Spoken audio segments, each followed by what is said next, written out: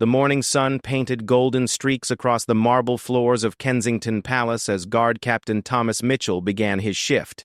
He had served the royal family for 15 years, protecting them through countless public events, private gatherings, and quiet family moments. Nothing surprised him anymore, or so he thought.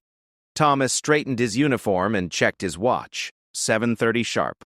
Princess Charlotte would be coming down for breakfast soon, followed by her brothers Prince George and Prince Louis. The routine was always the same during school holidays. The children would eat with their nanny Maria, while their parents, the Prince and Princess of Wales, handled their morning briefings. Walking through the East Wing corridor, Thomas noticed something unusual. The normally cheerful chatter of the household staff was replaced by hushed whispers. Maids hurried past with worried expressions, avoiding eye contact. Even Mrs. Henderson, the head housekeeper who usually greeted everyone with a warm smile, kept her head down as she dusted the antique furniture. Something was different today, but Thomas couldn't put his finger on what. He took his position outside the dining room, standing at attention as he had done thousands of times before. The familiar sounds of morning preparation echoed from the kitchen nearby. Cook was preparing the children's favorite breakfast, pancakes with fresh berries and cream.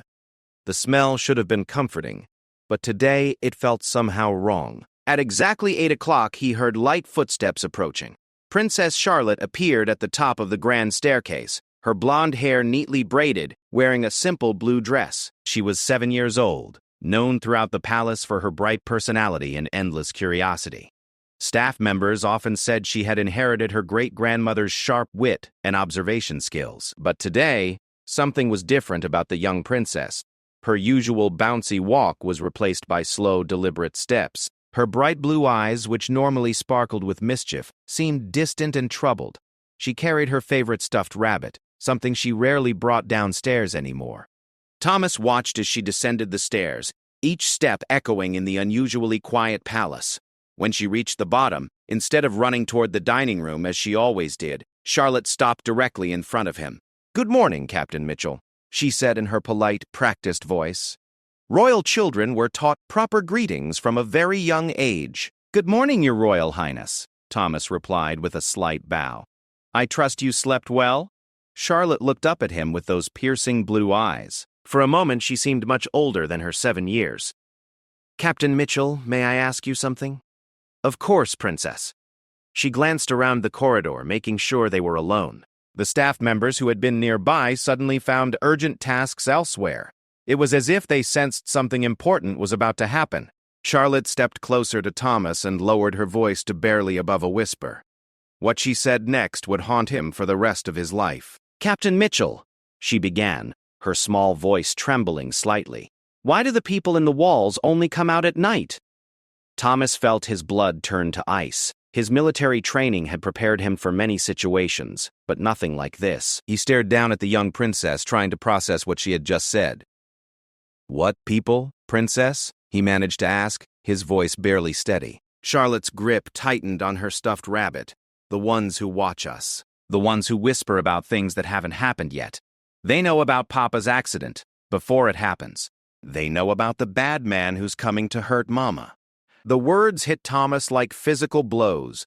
Prince William had indeed been in a minor car accident just 2 days ago, something that hadn't been reported to the public and was known only to immediate family and a few trusted staff members. But how could Charlotte know about conversations that might have taken place after her bedtime? "Princess, where did you hear about your father's accident?" Thomas asked carefully. "The lady in the blue dress told me. She lives behind the painting in the library. She's very sad because she misses her own children." Charlotte's voice remained matter-of-fact, as if she were discussing the weather. "She said I needed to warn someone about the bad things coming. That's why I'm telling you." Thomas felt sweat forming on his forehead despite the cool morning air. He had served in Afghanistan before joining the Royal Protection Unit. He had faced enemy fire, bomb threats, and assassination attempts. But nothing had prepared him for the genuine fear now coursing through his veins. "What else did this lady tell you?" he asked, crouching down to Charlotte's eye level. Charlotte looked around again, then leaned even closer. "She said the man with the scar on his face will try to hurt Mama when she visits the hospital next week. He has a knife hidden in his flowers. The lady showed me how it happens. She showed me the red everywhere. Thomas's training kicked in automatically. Princess Catherine was indeed scheduled to visit a children's hospital the following Tuesday. The visit hadn't been announced publicly yet. Security arrangements were still being finalized. If there was even the slightest possibility of a threat. "Princess, this is very important," Thomas said gently. "When did you see this lady? What exactly did she show you?" "Last night, after Mama read my bedtime story, I couldn't sleep because my tummy felt funny. I went to the library to get another book, and I saw her standing by the big window. At first, I thought she was a real person, but then I saw the moonlight go right through her." Charlotte paused, studying Thomas's face. Even at 7, she was perceptive enough to notice his distress. "You believe me, don't you, Captain Mitchell? Nobody else does. Nanny Maria says I have too much imagination. But the lady showed me true things. She showed me Papa's accident before it happened. She showed me Grandmama's crown falling and breaking. And that happened yesterday during the photo session." Thomas's mind raced. The crown incident had indeed occurred during a private photo session the day before. A photographer's equipment had knocked over a display case, causing one of the Queen Consort's ceremonial crowns to fall and sustain minor damage. Again, this was information that hadn't left the immediate royal circle. "Has anyone else seen this lady?" Thomas asked. "George saw her once, but he got scared and ran away. Louis is too little. She says he can't see her yet because his mind isn't ready." Charlotte shifted her weight from one foot to the other. "The lady says I'm special. She says I can see things because I have the gift, just like she did when she was alive. Did she tell you her name?" "Lady Margaret. She lived here a very long time ago. She says she had 3 children, but they got sick and died. That's why she's so sad. She stays here to protect other children because she couldn't protect her own." Thomas knew the palace's history well. Lady Margaret Pemberton had indeed lived at Kensington Palace in the 1800s. She had lost 3 children to influenza during a particularly harsh winter. According to palace records, she had died of grief shortly after, never recovering from the loss. But those were just historical facts, stories told during staff orientation tours. "Princess, I need you to tell me exactly what the lady said about the hospital visit." Charlotte's expression grew more serious. "She said the bad man will be wearing a blue coat and carrying yellow flowers. He'll say he works for the newspaper, but he's lying. When Mama bends down to take the flowers from him, he'll try to hurt her with the knife. There will be lots of screaming, and red will get on Mama's white dress." The detail was chilling. Princess Catherine always wore white or light colors to hospital visits. Yellow flowers were commonly brought by well-wishers. Media personnel often wore blue coats or jackets during official events. Did the lady say when exactly this would happen? "Tuesday afternoon, right after lunch. She showed me the big clock in the hospital saying 2:15. Charlotte looked up at Thomas with frightening innocence. "She said I had to tell someone who could stop it. She said you're a good man who protects people. That's why I told you." Thomas stood up slowly, his mind processing everything he had heard. As a protection officer, he was trained to take every potential threat seriously, no matter how unlikely it seemed. But this was different. This was a 7-year-old child claiming to receive warnings from a ghost. Yet the details she had provided, the accident, the crown incident, the upcoming hospital visit, were all accurate. Information a child her age shouldn't have access to. "Princess, I want you to promise me something," Thomas said seriously. "If you see this lady again, or if she tells you anything else important, you come and tell me immediately. Can you do that?" Charlotte nodded solemnly. "Yes, Captain Mitchell. But she says there are more bad things coming, not just the man with the knife, bigger things that could hurt lots of people. She's trying to warn everyone, but most grown-ups can't hear her." Before Thomas could respond, the sound of approaching footsteps interrupted them. Prince George appeared at the top of the staircase, followed by Prince Louis and their nanny Maria. "Charlotte! Mummy said to come for breakfast," George called out. "Cook made the pancakes with the faces on them?"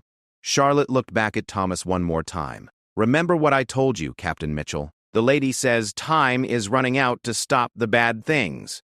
With that, she hurried toward the dining room, her previous troubled demeanor replaced by the normal excitement of a child anticipating breakfast with her brothers. Thomas remained frozen in place, watching the young princess disappear into the dining room.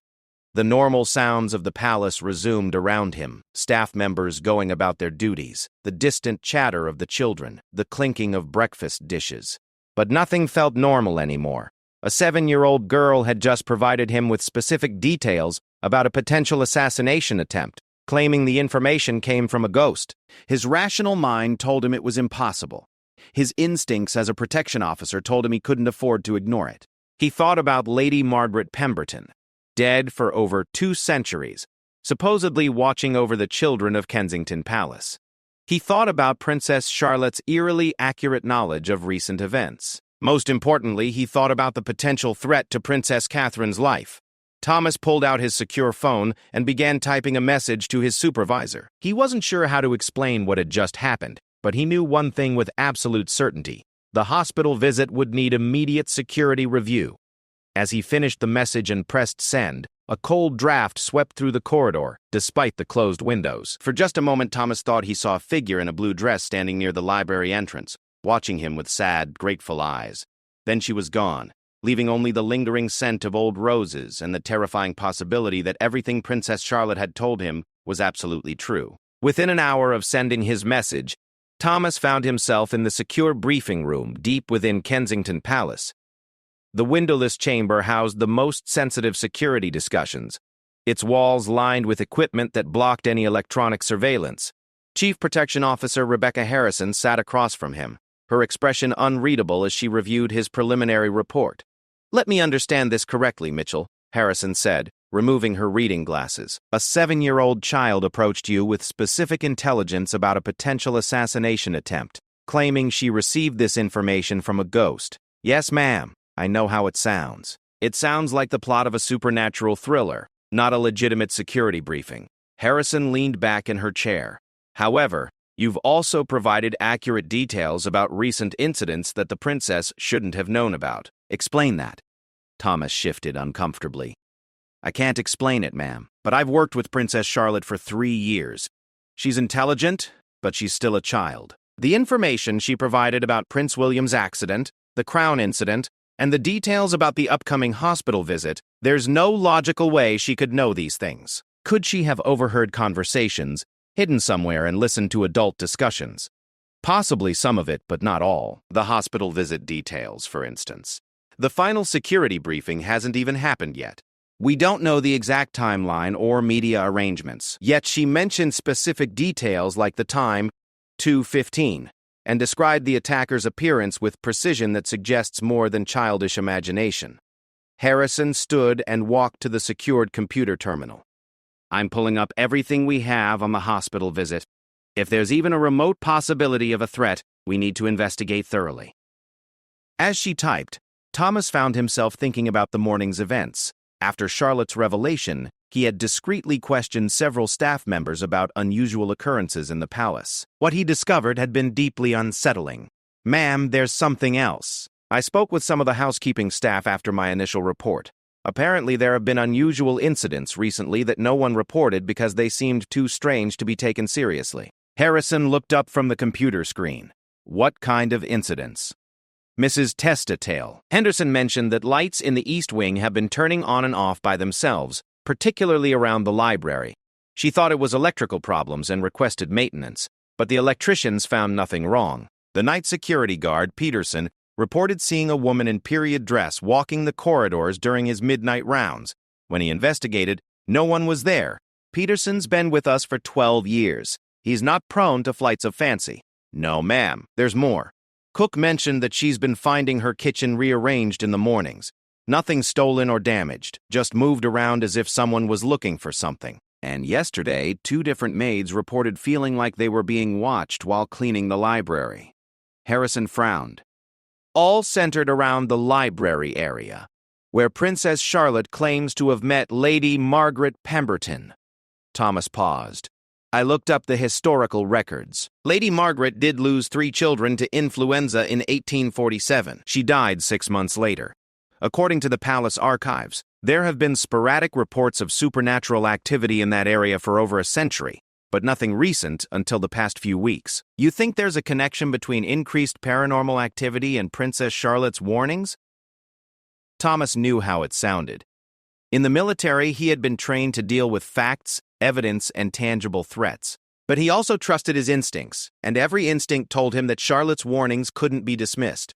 "Ma'am, I think we need to consider the possibility that Princess Charlotte has access to information through means we don't understand. Whether that's supernatural or simply an unusual form of intuition, the accuracy of her previous predictions suggests we should take her warnings seriously." Harrison pulled up the hospital visit files. The schedule shows Princess Catherine arriving at Royal Children's Hospital at 1:30 p.m. Tuesday. She'll tour the cancer ward, meet with patients and families, and participate in a small ceremony dedicating a new playroom. Media access is limited to a pool of pre-approved journalists and photographers. Charlotte mentioned 2:15 p.m. specifically, and someone with yellow flowers wearing a blue coat claiming to be from a newspaper. All media personnel go through extensive background checks. We have complete lists of everyone who will be present. Harrison scrolled through the files. But there's always the possibility of someone using false credentials or finding a way to bypass security.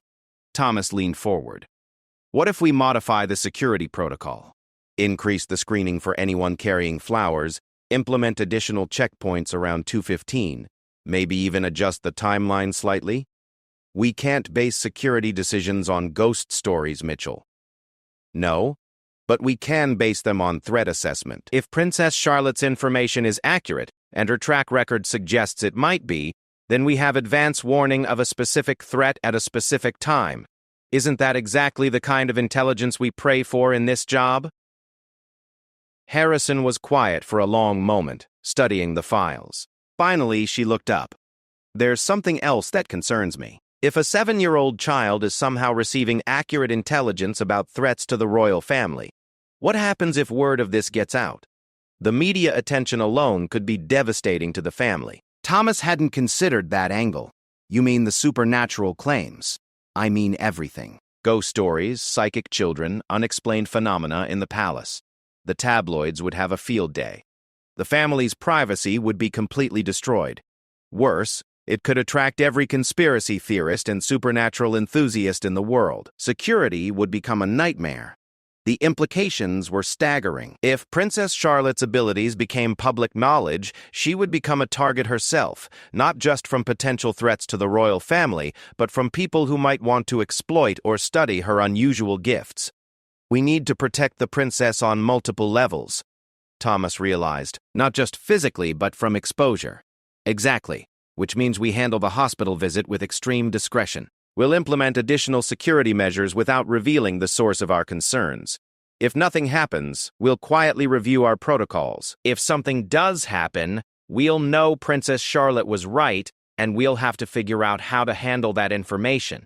Harrison turned back to the computer.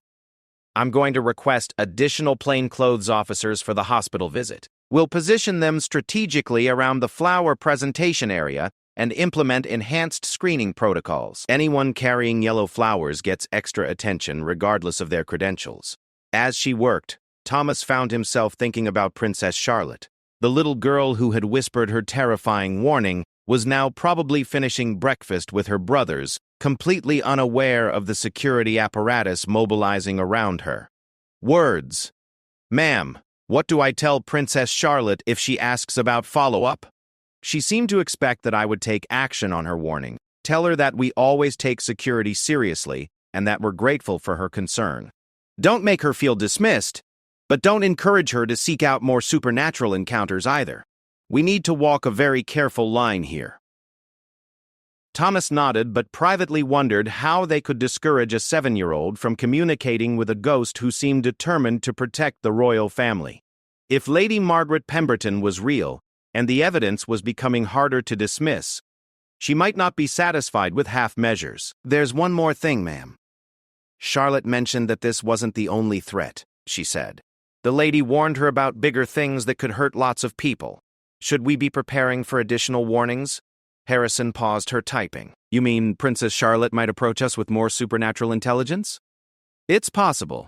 If Lady Margaret is trying to protect the royal family, and if Charlotte is her means of communication, then we might be dealing with an ongoing situation rather than a single incident. The thought was both comforting and terrifying. On one hand, having advance warning of potential threats was invaluable from a security standpoint. On the other hand, the implications of a ghost actively involved in royal protection were beyond anything their training had prepared them for. "We'll cross that bridge when we come to it," Harrison said finally. "Right now, our focus is Tuesday's hospital visit. If Princess Charlotte's warning proves accurate, we'll need to completely reassess our approach to royal security." As the briefing concluded, Thomas felt the weight of responsibility settling on his shoulders.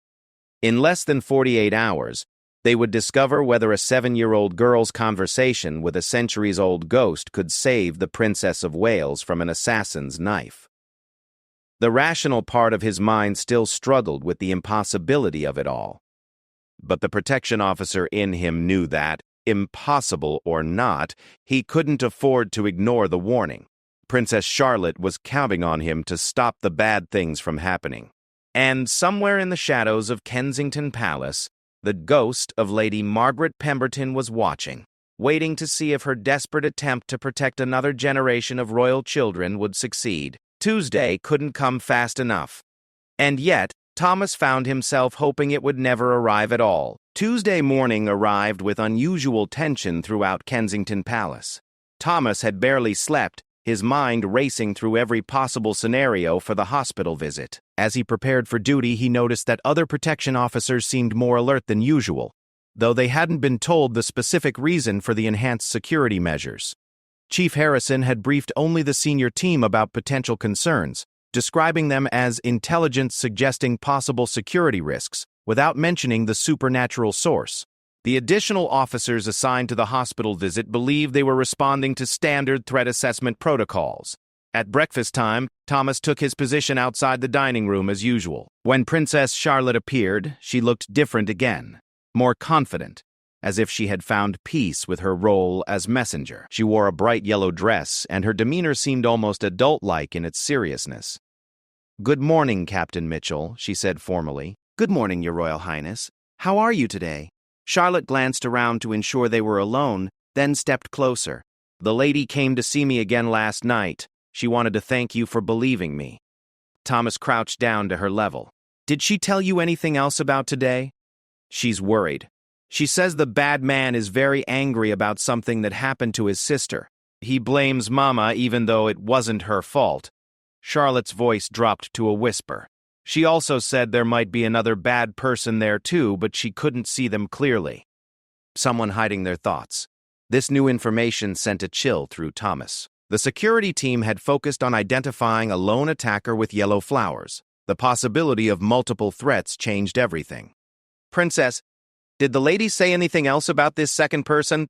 "Only that they're harder to see because they're thinking about hiding. The first bad man is easy to see because he's thinking about hurting people. But the second one," Charlotte frowned, trying to remember exactly. She said, "The second one thinks about nothing, like their mind is empty. That makes them invisible to her sometimes." Thomas felt his stomach drop. Professional assassins were often trained to maintain mental discipline, to avoid thinking about their mission in ways that might give them away during psychological screening. If Princess Charlotte's ghost could read thoughts or intentions, someone specifically trained to mask their mental activity might indeed be harder for her to detect. "Is there anything else, Princess? Any other details about today?" Charlotte nodded gravely. "She says to watch for someone who doesn't belong but acts like they do." "And she said—" The little girl hesitated, looking uncertain for the first time. "What did she say?" "She said if something bad does happen today, more bad people will think they can hurt our family. She's scared that stopping one person might make others angry." Thomas realized they might be dealing with more than just an isolated threat. If the hospital incident was part of a larger plot, preventing it could trigger additional attacks or reveal the source of their intelligence, potentially putting Princess Charlotte in danger. "Princess, I need you to promise me something very important. Don't tell anyone else about these conversations with the lady. Not your parents, not your brothers, not anyone. Can you promise me that?" Charlotte's blue eyes showed understanding beyond her years. "Because it would put me in danger if the bad people knew I could see the future." "That's exactly right. You're a very smart girl." "I promise, Captain Mitchell. The lady told me the same thing. She says this has to be our secret until all the bad people are caught." As Charlotte joined her family for breakfast, Thomas immediately contacted Chief Harrison through his secure communicator. The possibility of multiple threats and a larger conspiracy meant they needed to expand their security net far beyond the original plan. Within an hour, Thomas found himself in an emergency briefing at Scotland Yard, where Royal Protection Units coordinated with Metropolitan Police and Intelligence Services. The room was filled with senior officers, all focused on maps and floor plans of Royal Children's Hospital. "We're treating this as a credible threat requiring maximum response," Chief Harrison announced to the assembled team. "Intelligence suggests a potential attack during the Princess of Wales's visit, possibly involving multiple perpetrators." Detective Inspector Sarah Williams from the Metropolitan Police looked up from her notes. "What's the source of this intelligence? We need to understand its reliability." Thomas watched as Harrison navigated the question carefully. "We have information from a highly placed source, with access to details about the planned attack. While unconventional, this source has provided accurate intelligence about recent security incidents." Inspector Williams frowned. "Unconventional how? Are we talking about an informant within a criminal organization? Electronic surveillance?" "The source's identity is classified at the highest level.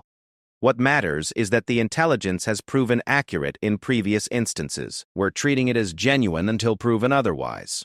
Thomas admired Harrison's diplomatic response. Telling a roomful of seasoned law enforcement officers that their intelligence came from a 7-year-old girl's conversations with a ghost would have destroyed their credibility instantly. "What do we know about the threat?" asked Commander James Peterson from the Specialized Firearms Unit. Harrison consulted her notes. "Primary threat, male subject, likely carrying yellow flowers, wearing blue outerwear. May claim to be media personnel, armed with a concealed knife. Secondary threat, unidentified individual, possibly professionally trained. Location and approach unknown." That's not much to go on for 2 potential attackers, which is why we're implementing comprehensive security measures. Every person at the hospital will be screened and rescreened. All flower deliveries and gifts will be thoroughly inspected. Plainclothes officers will be positioned throughout the building, with special attention to the 2 o'clock to 2:30 time window. As the briefing continued, Thomas found himself thinking about the weight of responsibility they carried. If Princess Charlotte's warnings proved accurate, they would prevent an assassination attempt on a future queen. If they were wrong, they would have mobilized significant resources based on a child's supernatural encounters. But the alternative, ignoring the warnings and potentially losing Princess Catherine, was unthinkable. The hospital security preparations took most of the morning. By noon, Royal Children's Hospital had been transformed into a fortress, though great care had been taken to maintain the appearance of a normal royal visit. Families and children shouldn't feel like they were in a military zone. Thomas took his position in the main corridor, where he could observe the flower presentation area while maintaining communication with the command post. Other officers were strategically placed throughout the building, each assigned specific zones and potential threat scenarios. At exactly 1:30 p.m., Princess Catherine arrived at the hospital. She looked radiant in a cream-colored coat, her warm smile genuine as she greeted the hospital administrators. Thomas watched her interact with the children and families, completely unaware that dozens of armed officers were positioned to protect her from a threat that might not even exist. The first hour of the visit proceeded normally. Princess Catherine toured the cancer ward, spending extra time with young patients and their parents. Her natural warmth and compassion were evident as she listened to stories and offered encouragement to families facing difficult battles. Thomas monitored radio chatter as teams reported routine activities throughout the hospital.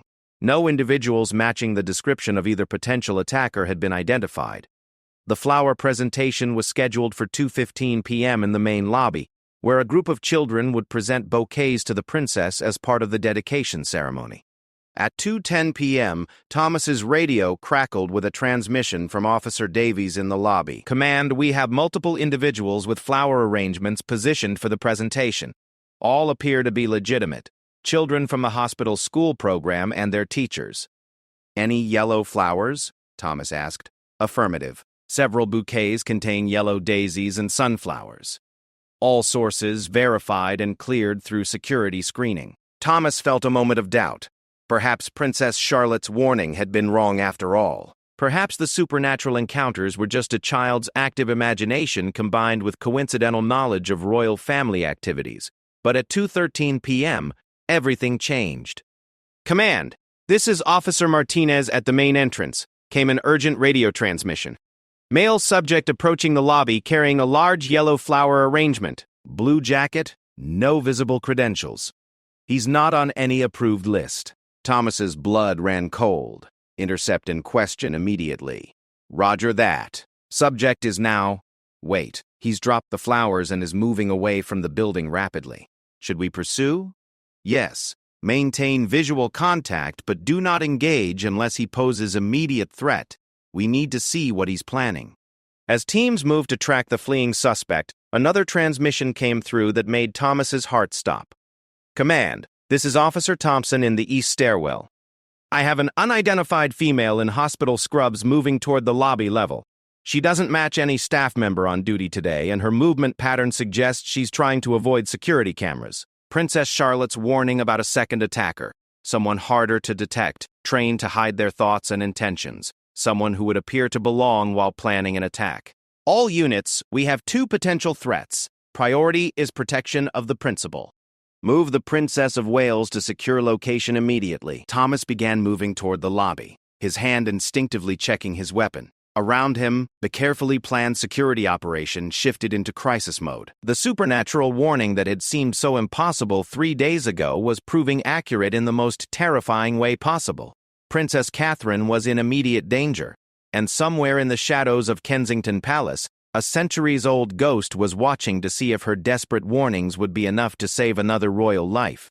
The next 60 seconds unfolded with the precision of a carefully choreographed operation. Yet Thomas felt time stretching impossibly as he raced through the hospital corridors. His earpiece crackled with urgent communications from multiple teams as the security net closed around both potential threats. "Princess Catherine is being moved to secure room on 3rd floor, came Chief Harrison's voice. Medical staff providing cover story about emergency patient consultation. Thomas reached the main lobby just as chaos erupted. The male suspect with yellow flowers had returned, bursting through the main entrance with what appeared to be a concealed weapon. But the real surprise came from an unexpected direction. "Shot fired from east stairwell." Officer Thompson's voice was tense with controlled adrenaline. "Female suspect engaged with concealed pistol. She's down, but there may be additional threats."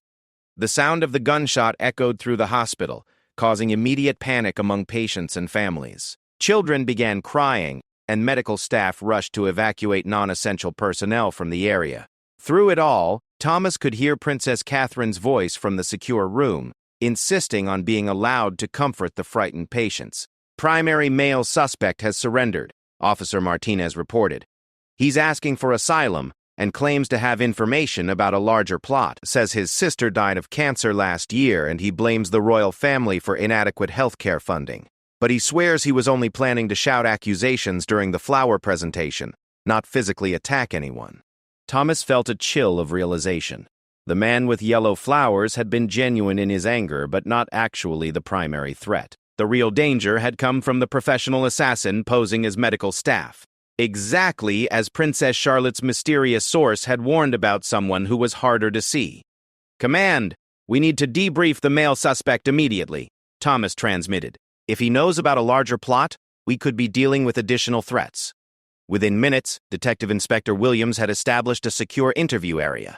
The man, identified as David Henley, age 34, sat across from her with tears streaming down his face. His yellow bouquet lay scattered across the lobby floor where he had dropped it in panic. "I never meant to hurt anyone," Henley sobbed. "I just wanted to tell her about Emma. My sister Emma. She was only 28 when the cancer took her. The waiting lists, the delays in treatment. If she had been treated privately, like the royal family can afford, she might still be alive." Inspector Williams leaned forward. "David, you mentioned a larger plot. What do you know about other people planning to hurt the royal family?" Henley's eyes widened. "You mean it was real?" "I thought they were just trying to scare me into helping them." He wiped his nose with a tissue provided by the officer. "There was this woman, Sarah Mitchell. She approached me 3 weeks ago at Emma's grave. She said she knew about my anger toward the royal family and that she could help me get justice. What did she want you to do? She said if I created a distraction during the princess's visit, shouting accusations, maybe throwing flowers, it would give her an opportunity to get closer for what she called real action. I thought she meant to embarrass them publicly, maybe serve legal papers or something. She said she was a journalist working on exposing royal healthcare hypocrisy. Thomas felt pieces of the puzzle clicking into place. The professional assassin had used Henley's genuine grief as cover for a sophisticated attack plan. While security focused on the obvious threat of an angry man with flowers, she would have had access to strike from close range. Did this Sarah Mitchell tell you anything else about her plans? She said there were others involved, people who had lost family members due to what she called royal indifference. She mentioned something about making sure the entire family understood the consequences of their privileged position. Henley looked confused and frightened, but she seemed so professional, so legitimate. She had press credentials and everything. Inspector Williams exchanged glances with Thomas. David, we're going to need you to tell us everything you remember about Sarah Mitchell and anyone else she mentioned. Meanwhile, in the east stairwell, forensic teams were processing the scene where Officer Thompson had been forced to use lethal force. The woman identified as Sarah Mitchell had indeed been carrying press credentials, but initial investigation suggested they were sophisticated forgeries. Hidden in her medical bag were not medical supplies, but a ceramic knife designed to pass through metal detectors, and a small vial of clear liquid that preliminary tests suggested was a fast-acting poison. She was a professional, Chief Harrison told Thomas during a brief break in the debriefing process. Military training, probably special forces background. The kind of person who could infiltrate any security perimeter if she had enough preparation time. What about the bigger plot Henley mentioned? We're investigating, but it looks like Sarah Mitchell was running a sophisticated recruitment operation. She identified people with legitimate grievances against the royal family and used their anger as cover for assassination attempts. Henley was just the most recent recruit. Thomas thought about Princess Charlotte's warning that stopping one attack might make others angry. If this was part of a larger network, then we could be dealing with additional threats for months or even years to come. The good news is that Henley is cooperating fully. He's provided names, dates, locations of meetings. We should be able to roll up most of the network within days. As the immediate crisis subsided, Thomas found himself thinking about the impossible chain of events that had led to this moment. A 7-year-old girl's supernatural encounters had provided intelligence that saved her mother's life and exposed a conspiracy that might have claimed multiple royal lives over time. The official reports would never mention Princess Charlotte's role, of course. The successful operation would be credited to enhanced security protocols, excellent intelligence gathering, and the professionalism of the protection teams. But Thomas knew the truth. Later that evening, as the hospital returned to normal operations, and Princess Catherine completed her visit with enhanced but discreet security, Thomas returned to Kensington Palace. He found Princess Charlotte in the library, sitting quietly in the same area where she claimed to have met Lady Margaret Pemberton. "Captain Mitchell," she said as he approached. "Did you stop the bad people?" "Yes, Princess. Thanks to your warning, your mother is safe." Charlotte smiled, but her expression remained serious. "The lady says there might be more bad people coming. She says they're angry now because their plan didn't work." Thomas crouched down to her level. "Princess, I need you to know that what you did today was very brave. You helped save your mother's life and probably many other people too. Will you still listen if the lady tells me about more bad things?" The question went to the heart of Thomas's dilemma. How do you tell a 7-year-old that her supernatural warnings are now an essential part of royal security? How do you protect a child who has become an unwitting intelligence asset? "I will always listen to you, Princess, and I will always take your warnings seriously, but I also want you to know that you don't have to carry this responsibility alone. There are many people working to keep your family safe." Charlotte nodded solemnly. "The lady says she's proud of you for believing me. She says most grown-ups wouldn't have listened to a little girl talking about ghosts." As Thomas stood to leave, he felt a sudden drop in temperature and caught a glimpse of movement near the tall windows. For just a moment he thought he saw a woman in a blue Victorian dress standing in the moonlight, watching them with sad but grateful eyes. Then she was gone, leaving only the faint scent of old roses. and the knowledge that Lady Margaret Pemberton would continue her eternal vigil over the children of Kensington Palace. In the days that followed, the investigation into Sarah Mitchell's network led to the arrest of 12 individuals across 3 countries. The conspiracy had been larger and more sophisticated than anyone had initially realized, with plans for attacks on multiple members of the royal family over the coming months. Princess Charlotte continued to have occasional encounters with Lady Margaret, providing warnings that helped security teams prevent 2 additional serious threats. A protocol was quietly established for handling these supernatural intelligence reports, with Thomas serving as the primary liaison. The official security briefings never mentioned ghosts or supernatural phenomena. Instead, they referenced a highly classified intelligence source with unprecedented access to terrorist planning. Chief Harrison created a special classification level for these reports, ensuring that only the most senior personnel were aware of their true nature. Princess Charlotte, meanwhile, continued her normal childhood routines. She attended school, played with her brothers, and participated in family events. The only difference was her occasional quiet conversations with Captain Mitchell, sharing warnings from a long-dead lady who had made protecting royal children her eternal mission.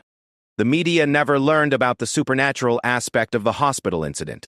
The official story credited enhanced security protocols and excellent police work for preventing what could have been a tragedy. Sarah Mitchell was described as a lone wolf terrorist with mental health issues, with no mention of the broader conspiracy she had been orchestrating.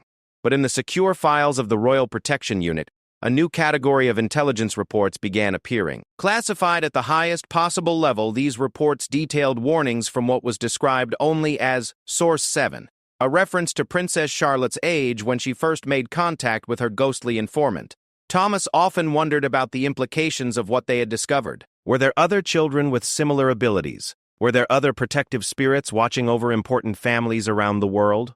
How many threats had been prevented throughout history by supernatural warnings that were dismissed as childish imagination? He never found answers to these questions, but he did know one thing with absolute certainty. As long as Princess Charlotte maintained her connection to Lady Margaret Pemberton, the royal family had a protector unlike any other in their long history. And in the library of Kensington Palace, where moonlight still streams through tall windows and the scent of old roses sometimes fills the air, the ghost of a grieving mother continues her watch. She had failed to save her own children 2 centuries ago, but she would never stop trying to protect the royal children who now call the palace home. The bad people had been stopped this time. But Lady Margaret knew there would always be more threats, more dangers lurking in the shadows. Fortunately, she had found the perfect messenger in young Princess Charlotte, a brave little girl who was willing to carry warnings between the world of the living and the realm of the dead. The royal family slept safely in their beds, protected by an army of highly trained security professionals and one very determined ghost who had made their protection her eternal purpose.